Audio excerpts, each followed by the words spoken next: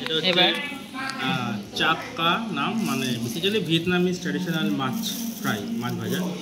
ওর সঙ্গে এত কিছু দিয়েছে, এখানে রাইস নুডলস আছে, লেটুস পাতা, নানা ধরনের পাতা, শসা, গাজর, পাইনাপেল, বাদাম আর কোরিয়ান্ডার আছে। এটা দিয়ে বানাতে হয়, আমি মোটামুটি একটা আর কি আইডিয়া করে বানাচ্ছি, কতটা ঠিক বা ভুল জানি না, এই আর কি। পাতা নিলাম, শসা নিলাম, একটা গাজর নেব, একটা পাইনাপেল নেব, একটু রাইস নুডলস নেব,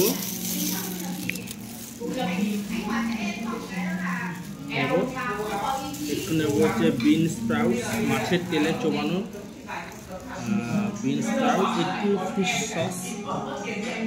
ফিশ সস, আর হচ্ছে একটুখানি মাছ ভাঙা, একটুখানি মাছ নেব।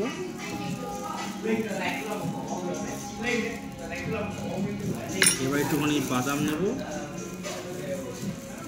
বাদাম নিয়ে একটু ধনে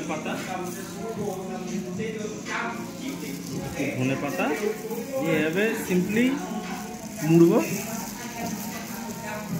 মুড়ে একদম কপাল।